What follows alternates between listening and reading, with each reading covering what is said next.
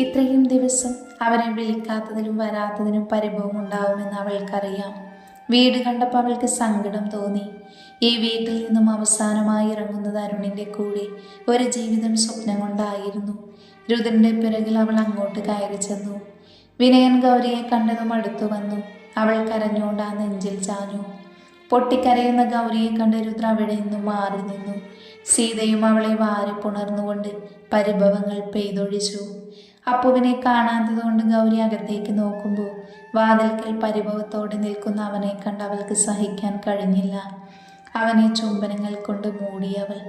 അവിടെ തീർന്നിരുന്നു അവൻ്റെ കുഞ്ഞേച്ചിയോടുള്ള പരിഭവം. സീതയ്ക്ക് രുദ്രനോട് ദേഷ്യം ഉണ്ടാവുമെന്ന് കരുതിയ ഗൗരിക്ക് തെറ്റി. സീത മകനെ പോലെ രുദ്രനോട് സംസാരിച്ചു. അച്ഛനും അമ്മയ്ക്കും രുദ്രനോട് പെട്ടെന്ന് എങ്ങനെയെല്ലാം പൊറുക്കാൻ കഴിഞ്ഞു എന്നവൾ ഓർത്തു. താനറിയാത്ത എന്തെങ്കിലും ഉണ്ടോ എന്ന് വരെ അവൾ ചിന്തിച്ചു പോയി. ഭക്ഷണം കഴിച്ചു കഴിഞ്ഞ് രുദ്ര മുറിയിലിരിക്കുമ്പോഴാണ് ഗൗരി അങ്ങോട്ട് വന്നത്. അവൾക്ക് അവനോട് എന്തൊക്കെയോ ചോദിക്കാനുണ്ടായിരുന്നു. പക്ഷെ അവൾ ചോദിച്ചില്ല. ഞാൻ പോകുന്നു, നിനക്ക് അങ്ങോട്ട് എന്ന് വരണമെന്ന് തോന്നുന്നു, അപ്പം വിളിക്കാം. അങ്ങനെ തോന്നിയില്ലെങ്കിലോ? തോന്നിയില്ലെങ്കിൽ എനിക്ക് തോന്നുമ്പോൾ ഞാൻ വന്നങ്ങ് കൊണ്ടുപോകും. രുദ്ര അങ്ങനെ പറഞ്ഞപ്പോൾ അവൾക്ക് സന്തോഷം തോന്നി. ഉള്ളിൽ പതിയെ ചിരിച്ചു. അവളെ ഒന്ന് നോക്കി രുദ്ര പോയി. എല്ലാവരോടും യാത്ര പറഞ്ഞ് ബൈക്കിൽ കയറുമ്പോൾ രുദ്ര അവളെ ഒന്ന് തിരിഞ്ഞു നോക്കി. ആ നോട്ടം തനിക്ക് വേണ്ടിയാണെന്ന് അവൾക്കറിയാമായിരുന്നു. ഉറക്കം വരാതെ അവൾ തിരിഞ്ഞും മറിഞ്ഞും കിടന്നു. ഡയറി എടുത്ത് ബാക്കി കൂടെ വായിക്കണമെന്ന് തോന്നി. അവൾ എഴുന്നേറ്റിരുന്ന് ലൈറ്റിട്ട് ഡയറി എടുത്തു. ആ സമയമാണ് ഫോൺ അടിച്ചത്. നോക്കുമ്പോൾ അരുണായിരുന്നു. അവൾ എടുത്തില്ല.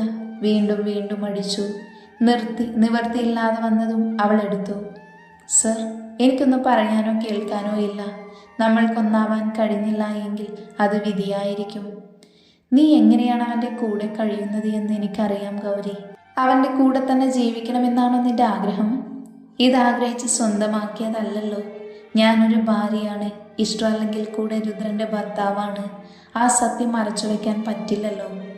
ഇഷ്ടമില്ലെങ്കിൽ അതിൽ നിന്ന് മോചനം നേടണം ഗൗരി. നിനക്ക് വേണ്ടി കാത്തിരിക്കുന്നൊരു ഹൃദയമുണ്ട് ഇപ്പോഴും. അത് നീ അറിയുന്നില്ല. രുദ്രദേവിൽ നിന്നൊരു മോചനം അത് അയാൾ തന്നെ വിചാരിക്കണം. എനിക്ക് വേണ്ടി സാറ് കാത്തിരിക്കേണ്ട. ഇനി രുദ്രദേവ് തന്നെയാണ് നമുക്കിടയിൽ വില്ലനെങ്കിലും എനിക്കൊന്നും ചെയ്യാൻ കഴിയില്ല. അയാളിൽ നിന്നും ഒളിച്ചോടിയാലും പിന്തുടരുന്ന ഒന്നാണ് അയാൾ.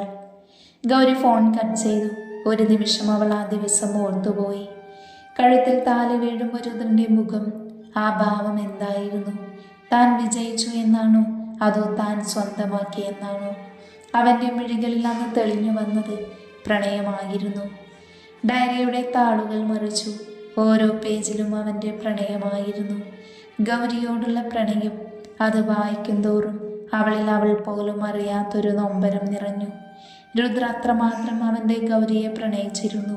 അവളെ കാണുന്ന ഓരോ നാളിലെയും ഓർമ്മകൾ അവൻ കുറിച്ചു വെച്ചിരുന്നു. പെണ്ണെ, നീ നിന്റെ പ്രണയമായില്ല, പ്രാണനായി മാറിയിരിക്കുന്നു. ജീവൻ്റെ ഓരോ ശ്വാസവും നീയാകുന്നു. ഹൃദയത്തിൻ്റെ ഓരോ മിടിപ്പും നിന്റെ പേര് മൊഴിയുന്നു. കണ്ണിൽ തെളിയുന്നതിലെല്ലാം നിന്റെ മുഖം കാണുന്നു ഞാൻ. ഗൗരി ഓരോ താളുകൾ മറിക്കുമ്പോഴും രുദ്രിൽ ഗൗരി എത്രമാത്രം ഉണ്ടെന്ന് തിരിച്ചറിഞ്ഞു. അവൻ്റെ ശ്വാസം പോലും അവളായിരുന്നു എന്നറിഞ്ഞു. അടുത്ത പേജ് മറിച്ചപ്പോഴാണ് ഗൗരി അത് കണ്ടത്. ചിലങ്ക കെട്ടി വേദിയിൽ നൃത്തം ചെയ്യുന്നൊരു പെൺകുട്ടിയുടെ ചിത്രം. ചുവപ്പും കറുപ്പും ചായത്തിൽ അവളുടെ ഭംഗി തെളിഞ്ഞു. അവളുടെ വിടർന്ന കണ്ണുകൾക്ക് പ്രത്യേക ഭംഗി വന്നതുപോലെ. ഒരുപക്ഷെ അവൾ തന്നെ ആയിരിക്കും രുദ്രൻ്റെ ഗൗരി. ആ ചിത്രത്തിനടിയിൽ ഇങ്ങനെ കുറിച്ചിരുന്നു: നിന്റെ കാലിലെ ചിലങ്കയാവണം, നിന്റെ സന്തോഷങ്ങളുടെ, പ്രാർത്ഥനകളുടെ, വിശ്വാസങ്ങളുടെ ചിലങ്ക. അതിലെ ഓരോ മുത്തുകൾ പോലും ഞാനും നീയും കിലുങ്ങണം. ഗൗരി എഴുന്നേറ്റ് അലമാരയിൽ പോയി എന്തോ തപ്പി നോക്കി. പിന്നെ മുറിയിലെ മൂലയിലുള്ള പെട്ടിയിൽ പരതി. ഒടുവിൽ അവൾ പ്രതീക്ഷിച്ചത് കിട്ടിയ സന്തോഷം മുഖത്ത് കണ്ടു. അവളത് കയ്യിലെടുത്തു. ചിലങ്കയായിരുന്നു അത്. പാതി വഴിയിൽ ഉപേക്ഷിച്ച നടനത്തിൻ്റെ ഓർമ്മകൾ. അവൾ അതിലൂടെ തലോടി നോക്കി. അതിലെ മണികളിൽ ചുംബിച്ചു. രുദ്ര എഴുതിയതുപോലെ അത് സന്തോഷത്തിൻ്റെതായിരുന്നു. അവളതെടുത്ത് കിടന്നു. അവളുടെ നെഞ്ചിൽ ആ ചിലങ്കയും ഒപ്പം ആ വരികളും മാത്രമായിരുന്നു: ദേവൻ്റെ ഗൗരി, അവളെ ഓർത്ത് ഗൗരി ഉറക്കത്തിലേക്ക് വഴുതി വീണു. ജനലിലൂടെ വീശിയ കാറ്റിൽ ഡയറിയിലെ താളുകൾ മറിഞ്ഞു. ചിലങ്ക കെട്ടിയ ചില ഛായാചിത്രത്തിൽ അത് നിന്നു. അവളുടെ നെഞ്ചിലെ ചിലങ്കയും ഗൗരിദേവിൻ്റെ ചിലങ്കയും ഒന്നാണെന്ന് പറയും പോലെ. ഗൗരി 2 ദിവസം അവളുടെ വീട്ടിൽ തന്നെ നിന്നു. അവൾ രുദ്രനെ വിളിച്ചില്ല.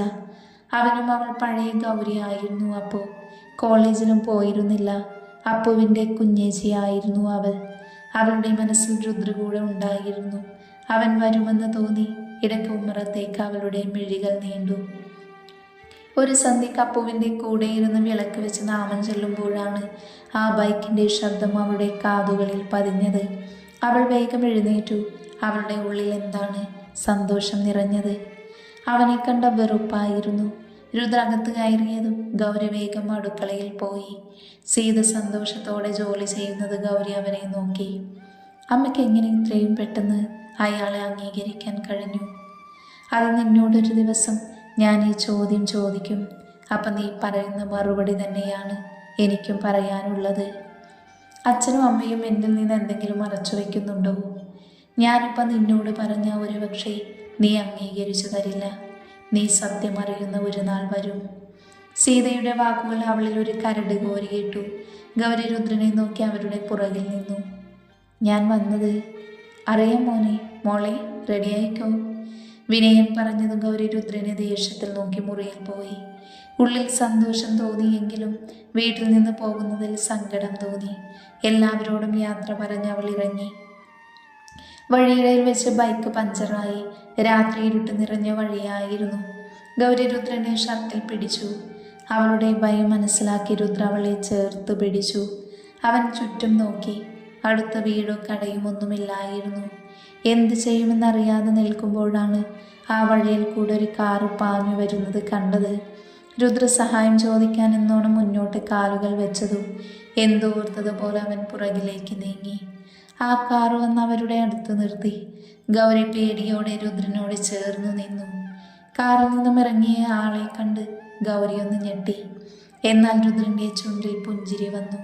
ഇരയെ കിട്ടിയ വേട്ടക്കാരനെ പോലെ. എന്നെ കൊണ്ടുപോകാനാണ് ഗൗരി ഞാൻ വന്നത്. എൻ്റെ കൂടെ ഈ നിമിഷം നീ വരണം. അരുണിൻ്റെ വാക്കുകൾ കേട്ട് ഗൗരി രുദ്രനെ നോക്കി. അവൻ്റെ മുഖത്ത് തെളിഞ്ഞു വന്ന ഭാവങ്ങൾ നോക്കി കാണുകയായിരുന്നു ഗൗരി. നിന്നെ ആരും തടയില്ല. ഇവനെ പേടിച്ചാണെങ്കിൽ ഇവൻ്റെ ശവം വീഴ്ത്തിയിട്ടാണെങ്കിലും നിന്നെ ഞാൻ കൊണ്ടുപോകും. രുദ്രപതിയെ ഗൗരി അവൻ്റെ ശരീരത്തിൽ നിന്നും അകറ്റി നിർത്തി. ഗൗരി രുദ്രനെ തന്നെ നോക്കി. ഗൗരിയെ പിടിച്ച് അരുണിൻ്റെ അടുത്തേക്ക് നിർത്തിക്കൊണ്ട് രുദ്ര ചിരിച്ചു.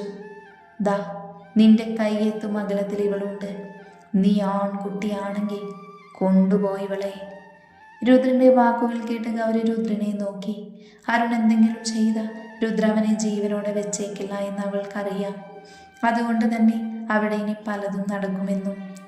നിന്റെ കൺമുന്നിൽ നിന്ന് തന്നെ ഞാൻ ഇവളെ കൊണ്ടുപോകും. കൊണ്ടുപോടാ. അരുൺ വാശിയോടെ ഗൗരിയുടെ കയ്യിൽ പിടിക്കാൻ തുടങ്ങിയതും രുദ്ര അരുണിൻ്റെ കൈ പിടിച്ച് തിരിച്ചു. അരുൺ വേദനയോടെ അലറി. ഗൗരി കണ്ണുകളടച്ചു. ഡാ പൊന്ന മോനെ, ഇവളെ ആ ഹോട്ടൽ മുറിയിൽ കൊണ്ടെത്തിക്കാൻ നോക്കിയ അന്ന് തന്നെ നിനക്ക് കരുതി വെച്ചതാണിത്. അവസരം കിട്ടിയത് ഇപ്പോഴാണ്.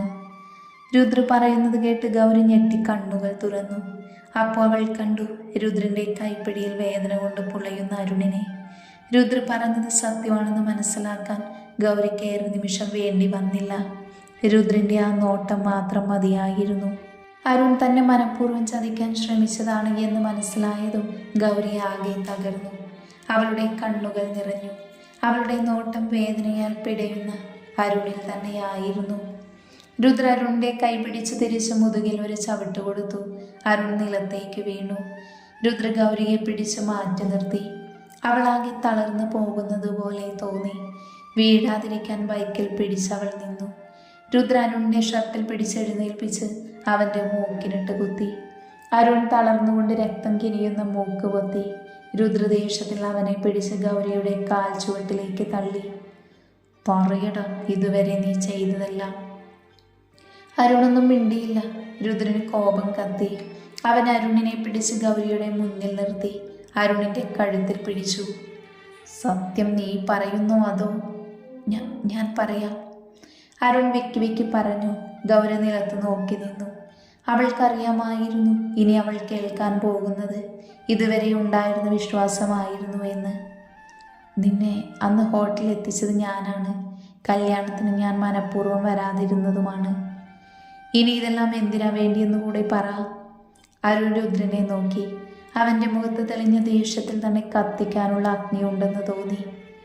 നിന്നെ ചതിക്കാൻ വേണ്ടി. നിന്നെ വിവാഹം ഉറപ്പിച്ചതെല്ലാം ചതിയായിരുന്നു. സ്നേഹ അഭിനയിച്ച് നിന്നെയും ഇവനെയും പിരിക്കാൻ. അരുൺ അങ്ങനെ പറഞ്ഞത് ഗൗരി അവനെ നോക്കി. രുദ്രനിൽ നിന്നും തന്നെ പിരിക്കാൻ എന്തിനിങ്ങനെയെല്ലാം ചെയ്യണമെന്നോർത്തു. എന്നാൽ അവളുടെ മനസ്സിൽ ദേഷ്യം നിറഞ്ഞു വന്നു. തൻ്റെ മുന്നിൽ നല്ലവനായി നടന്ന് ചതിച്ചതിനായിരുന്നു അതിൻ്റെ ഫലമെന്നോണം അവളുടെ കരങ്ങൾ അരുണിൻ്റെ കവിളിൽ പതിഞ്ഞു. അവളുടെ ഉള്ളിൽ ആ സമയം അരുണിനെ കുറിച്ചല്ലായിരുന്നു ചിന്ത, മറിച്ച് രുദ്രായിരുന്നു. തന്നെ രക്ഷിക്കാൻ വന്ന രുദ്രനെ താൻ തെറ്റിദ്ധരിച്ചു പോയതിൽ കുറ്റബോധമായിരുന്നു. രുദ്ര അരുണിനെ റോട്ടിലേക്ക് തള്ളിയിട്ടു. നിലത്ത് കിടന്ന് അവന് ബോധം പോയി. രുദ്ര ബൈക്കുന്തി കൊണ്ടു നടന്നു. ഗൗരി പുറകിലും. അവൾ രുദ്രനെ തന്നെ നോക്കി നടന്നു. അവളുടെ മനസ്സിൽ രുദ്ര പതിയാൻ തുടങ്ങിയിരുന്നു. എന്നാൽ ഒരു ചോദ്യം പോലെ ഗൗരിദേവ് ഉണ്ടായിരുന്നു. അതാരാണെന്നറിയാൻ തന്നെ അവൾ തീരുമാനിച്ചു. മെയിൻ റോഡിലെത്തി രുദ്ര റോഡിൻ്റെ സൈഡിലിട്ട് ഫോൺ എടുത്ത് ആരെയോ വിളിച്ചു. അവൻ്റെ ഇടം കണ്ടിട്ടുള്ള നോട്ടം ഗൗരി കാണുന്നുണ്ടായിരുന്നു. അവളിൽ ഒരു തരം കുളിരു നൽകിയത്. കുറച്ചു കഴിഞ്ഞ് മനു വന്നു. അവൻ്റെ ബൈക്കിൽ രുദ്രവും ഗൗരിയും കയറി വീട്ടിലെത്തി. അകത്ത് കയറി മുറിയിലേക്ക് നടക്കുമ്പോഴാണ് രുദ്രൻ്റെ കയ്യിൽ ഗൗരി പിടിച്ചത്. രുദ്ര കയ്യിൽ നോക്കി അവളെ തിരിഞ്ഞു നോക്കി. അവൾ മുഖം കുനിച്ച് നിൽക്കുമായിരുന്നു. എങ്ങനെ മനസ്സിലായി അരുൺ ചതിക്കുകയായിരുന്നു എന്ന്? നിന്റെ കഥയിലെ വില്ലനല്ലടി. അപ്പോൾ വില്ലനെല്ലാം അറിയും. നിന്റെ ഭാഷയിൽ പറഞ്ഞ തോന്നി അസുരൻ. ഗൗരിക്ക് പറഞ്ഞു പോയതിലെല്ലാം കുറ്റബോധം തോന്നി. അവളുടെ കണ്ണുകൾ നിറഞ്ഞു. എന്നോട് അന്ന് തന്നെ പറഞ്ഞൂടായിരുന്നു എങ്കിൽ ഞാൻ. അല്ല, എന്താ ഇപ്പോൾ ഉദ്ദേശം? എന്നെ പ്രേമിക്കാനാണോ? രുദ്ര അങ്ങനെ ചോദിച്ചപ്പോൾ അവൾ അവനെ നോക്കി. ആ സമയം അവളുടെ മിഴികളിൽ തെളിഞ്ഞു വന്നത് രുദ്രനോടുള്ള പ്രണയം തന്നെയായിരുന്നു. അതവന് മനസ്സിലാവുകയും ചെയ്തു. എനിക്ക് പ്രണയിക്കാനും സ്നേഹിക്കാനും വഴക്ക് കൂടാനുമെല്ലാം ഒരാളുണ്ട്.